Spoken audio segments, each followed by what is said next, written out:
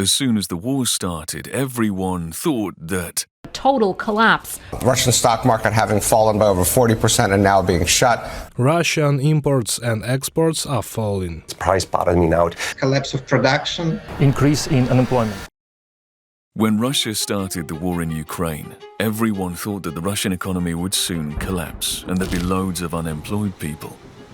Yep, that's what I thought would happen back in April 2022. It was an emotional time when it felt like everything was falling apart and the country was crumbling. But guess what? It looks like a different picture in reality. According to Rosstat, there are just over 2 million unemployed people now, with an unemployment rate of 2.8%. That's the lowest it's ever been in modern Russia. So, could Putin just make this up? In this episode, we're diving into how Russia calculates its unemployed population, if there's any reason to doubt these figures, the impact of emigration, and how pension reform fits into all this.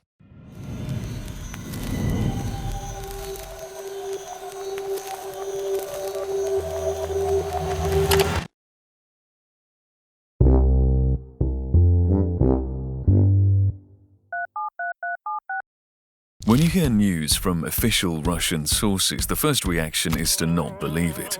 We all know the famous Russian sources and their credibility. But let's set that aside and see how Rosstat, Russia's state statistics service, figures out the unemployment rate and if these numbers hold up. First off, so if you don't mind, I will take only 30 seconds or 1 minute to give you a short reference to history for giving you a little historical background. Please. And what's unemployment anyway? You are not going to believe it, but it's people without a job. Wrong. And you calculate it by dividing all the unemployed by the total population to get a percentage, right? Not quite. A first grader technically isn't supposed to have a job, so let's break down who gets divided by whom. First, we exclude kids under 15. They have the official right not to give two shits about this boring work stuff. What about retirees?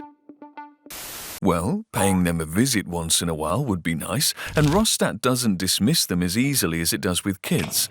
This requires a special approach, which we'll get to in a moment. For now, let's first figure out where the number of unemployed comes from. Is it just those who register with the employment office? If so, that would explain the low number. Let's be real, we don't all go to employment centers every time we need a new job. We browse job listings and go to interviews. If Rosstat only counted those registered at the employment office, there'd be just 406,000 unemployed. That's super low. Doesn't matter if this number is divided by the whole population or just the employed, the final figure would be much lower than reported. For some reason, Rosstat says there are just over 2 million unemployed people in the country, even though there are only 400,000 registered at the job centres. Where are they getting a number that's 5 times higher than what's reported at the job centres? The short answer is social surveys. Russia isn't fully digitized yet, and there's no AI tool helping to decipher all transactions. This will be in the future. So the government can't automatically track if someone is working or searching for a job. They might not be working, but also not looking for a job, or they could be working unofficially. That's why Rosstat uses a straightforward approach. They call and ask, aka a sociological survey. Wait, are you saying they just call people like, "Hello, this is Rosstat, how's your financial situation? Oh, unemployed? Gotcha." Well, it's not that simple, obviously. There's a 50-page tutorial on what questions to ask, how many people to survey, their ages, and who counts as unemployed. Rosstat basically asks, "What are you doing today?" And based on the answers, people are categorized as employed, unemployed, or happy folks.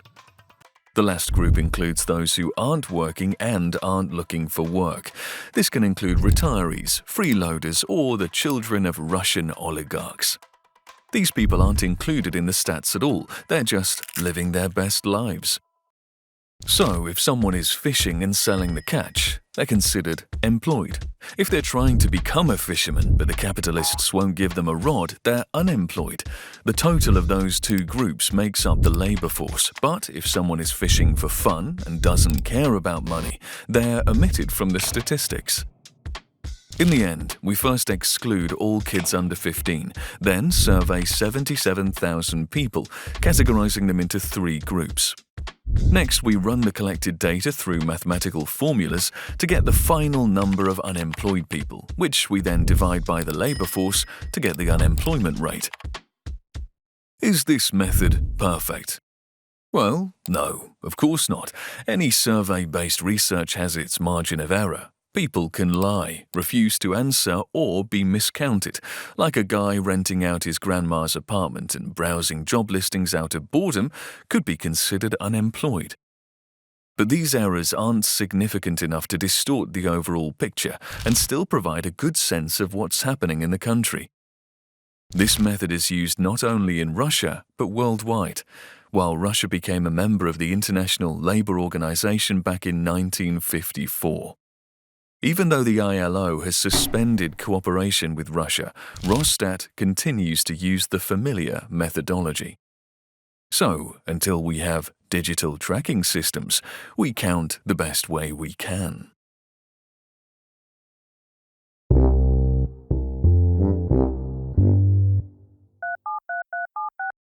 By now, we've learned how the state determines the unemployment rate, which is indeed record low.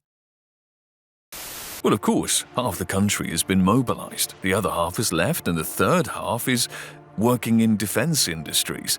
No wonder unemployment is low, there's simply no one left to be unemployed.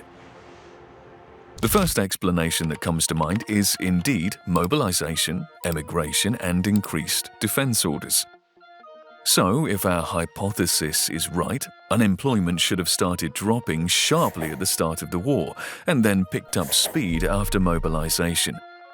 Let's dive into the data and see what's up. First off, there's a noticeable bump in the middle. Even without dates, it's pretty clear that this spike in unemployment happened during the COVID-19 pandemic. The restrictions led to a sharp drop in employment, but after about a year and a half, things started to get back to normal. Ignoring the pandemic blip, we see a steady decline in unemployment over the entire period. This shows that the last 2 years aren't really an anomaly, but part of the overall trend. See, mobilization has nothing to do with it, and the economy doesn't care about those who fled the country. It's not that straightforward. Let's take a closer look and see if the rate of unemployment decline has changed. This graph shows the total number of unemployed people, which looks a lot like the previous one and doesn't tell us much. But if we check out the month-to-month changes, things get a lot more interesting. Before COVID, unemployment was dropping modestly, averaging about 0.5% per month. Let's skip the COVID period and its recovery since those numbers are misleading. Fast forward to the last 2 years, absolutely not misleading at all, the average monthly decline has been 1.6%, which is 3 times faster than during stable times.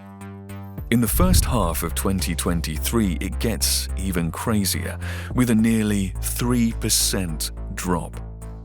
So, while unemployment has been on a downward trend for a while, it's now decreasing much faster. This rate of decline is similar to the post-COVID recovery when businesses reopened, consumer demand bounced back, and international trade and investment resumed. But this time in Russia, the employment boost is happening for a different reason.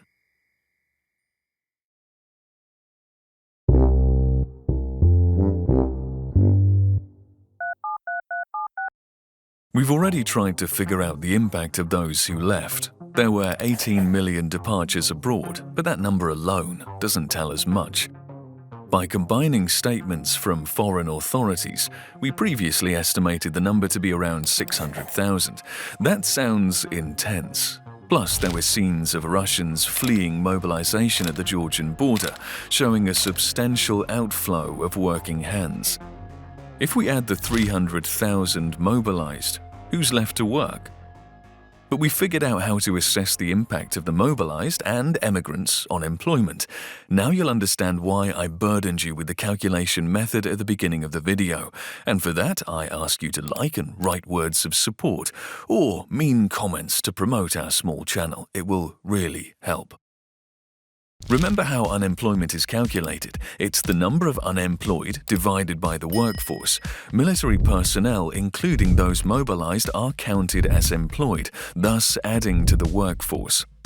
Emigrants, in theory, should drop out of the stats. So let's see what's happened to the workforce size. Drum roll! Surprise, surprise, the workforce size hasn't decreased, it's actually growing. Told ya, nobody even noticed those damn Navalny supporters are gone. Let them chase their beloved Western LGBTQ values. But notice that since mid-2020, the workforce hasn't had any declines, not even small ones. The trend has shifted for several years now, with the number of working hands and heads only growing. What's the reason? The numbers got fudged? By 2018, Putin implemented a pension reform that caused major discontent. The idea was to delay retirement by raising the retirement age, but it's been done gradually. For example, men born in 1959 were supposed to retire at 60 in 2019, but not all of them did. The first wave had a 6-month delay. Men born in 1960 were supposed to retire in 2020, but their retirement was delayed by 1.5 years, pushing it to the second half of 2021 and the first half of 2022. So an important take here, no one retired in the first half of 2021, meaning these people stayed in the labor market. The same applies to women. Obviously, I'm just being misogynistic. Well, mostly I don't want to overload you with numbers and dates to show how delayed retirement impacts the workforce. Back to our graph. We're interested in two periods, early 2022 and autumn of the same year. After the war began, the workforce decreased by 525,000, but after mobilization, which scared many more people, we see a drop of 130,000, which later grows to 307,000. Why did it decrease more at the start of the war than during mobilization? The pension reform is still the answer. The start of the war coincided with the retirement of men and women who had turned 61.5 and 56.5 years old, respectively. So emigrants and new retirees contributed to the workforce drop. During the mobilization period, however, no one retired. People continued working, and the drop in the workforce, reaching up to 300,000, was purely due to emigration. Interestingly, in 2023, the workforce started to grow again. This happened because no one retired this year, and a significant portion, likely half of the emigrants, returned to the country. And mobilization, it also played a role in the labor statistics. After September, we see a faster decline in the number of unemployed. So what does mobilization mean for the job market? Essentially, it's like creating new job openings. For example, Ivan the welder leaves his job to become Ivan the soldier. Then an unemployed guy named Boris takes over Ivan's welding job. By early 2023, the number of unemployed had dropped by 165,000. However, finding new people to replace those mobilized takes time. By early summer 2023, the number of unemployed had decreased by 600,000. It's hard to say what's driving the reduction in unemployment more, filling positions left by the mobilized or by emigrants. But both factors have impacted the current labor statistics, and let's not forget there are still many factors we haven't accounted for in these numbers.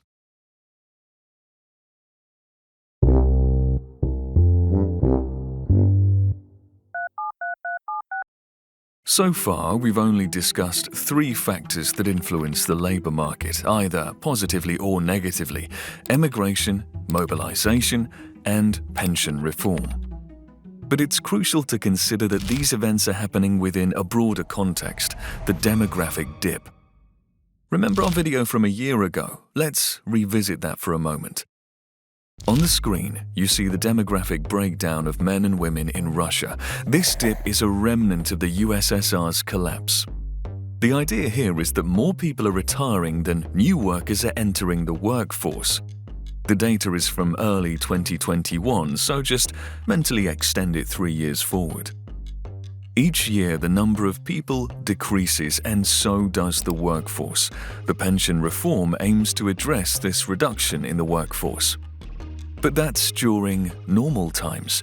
Now we've got 2 more processes at play: emigration, which subtracts from the workforce and positively impacts unemployment, and mobilization, which is like a re-employment process that frees up current jobs for the unemployed, also boosting employment. And let's not forget the demand for metal and fuel for the war efforts. These industries face the most significant labor shortages. More hands are needed to replace departing companies. If you thought the sanctions after Crimea's annexation didn't teach Russian manufacturers anything, you'd be wrong. The Bank of Russia gives us a few examples. In Karelia, they started making parts for diesel locomotive engines. In Chelyabinsk, they're expanding production of ball screw drives. And in Kaluga, they're ramping up laser systems production. Defense orders are also playing a big role. The shortage of skilled workers in the economy has arisen as a result of rapid structural shift, driven by the sharp increase in output in the manufacturing sector. This can be seen as utilizing existing production capacity in the wake of several foreign companies leaving the market and the need to ramp up the production of defense products. We can also add something not so obvious here: the weakening of the ruble. How does this affect the labour market? Migrants find it less appealing to work in Russia now. The potential to increase the labour supply is limited by the overall population decline, including the working-age population. The decrease in labour migrants is largely due to the ruble's weakening and stricter migration laws for foreign workers, especially from Central Asia, 90% of the foreign workforce. In summary, the Russian economy has been dealing with several factors impacting the unemployment rate: emigration, mobilization, foreign companies leaving the market, state defense orders, and a weakening ruble, all amid a declining demographic trend. Some of these factors increase the demand for workers, while others shrink the overall workforce. Ultimately, the unemployment rate keeps dropping.